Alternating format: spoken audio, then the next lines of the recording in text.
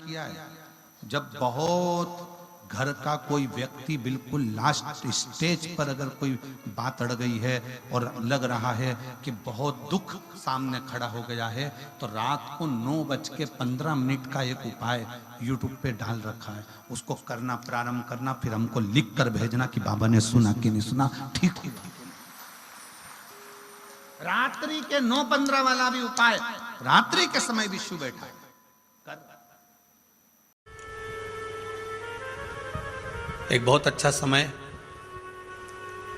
रात्रि के 9:15 का एक समय होता है। पहले भी एक बार कथा में कहा है, आप लोगों ने ध्यान दिया होगा।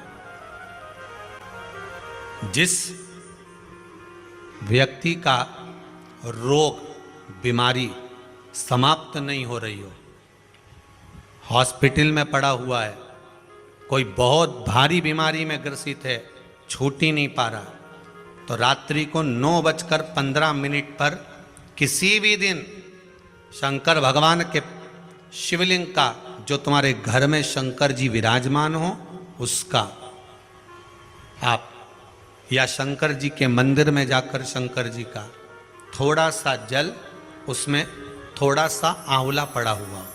क्या पड़ा हो? आंवला, मतलब आंवले के पानी से शंकर का अभिषेक पूजन कर लीजिए। उसका नाम लेकर कर लो जो रोग से ग्रसित हो। 1 दिन 2 दिन 3 दिन करोगे, वो हॉस्पिटल से छुट्टी करके आ जाएगा, उसका रोग समाप्त हो जाएगा। दिया लगाइए और दिया लगाकर उसका अभिषेक पूजन स्मरण करिए। शिव का स्मरण। परशु महापुराण अगर अच्छे से अध्ययन किया जाए, पढ़ा जाए, उसको सुना जाए, तो उसके स्मरण में मिलता है कि शरीर में अगर दवाई नहीं लग रही है, रोग अगर ठीक नहीं हो रहा है, तो कुंदकेश्वर महादेव का स्मरण करना चाहिए। कुंदकेश्वर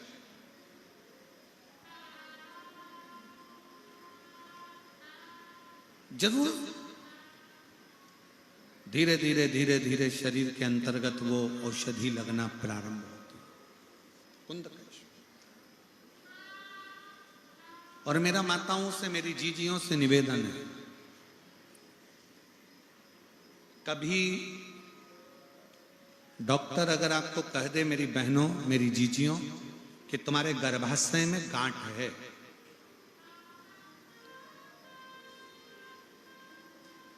ये डॉक्टर कह दे कि तुम्हारे शरीर में कहीं गांठ नजर आ रही है, गर्भाशय में, चेस्ट में, छाती में, वक्षस्थल पर कहीं ना कहीं अगर गांठ नजर आ रही है, तो कुछ दिन, लगभग 1.5 से 2 महीना तुम डॉक्टर का भी इलाज करवाओ, जांच भी कराओ, सब कुछ कराओ, पर उसके साथ में एक शिव कुंदकेश्वर के नाम का एक क्रम चालू करो। क्या करना है?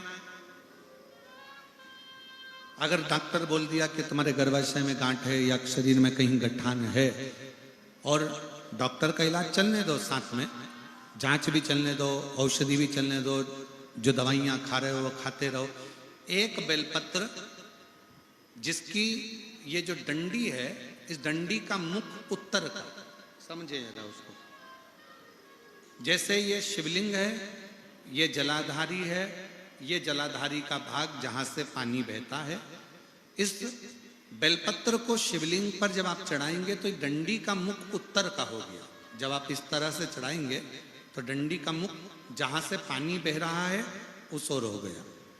एक बेलपत्र जिसका डंडी का मुख उत्तर का हो, एक दुर्वा जो अशोक सुंदरी वाली जगह पर रखी हो, जिसका मुख, दुर्वा का जो डंडी है वो भी उत्तर की हो, और 1 लोटा जल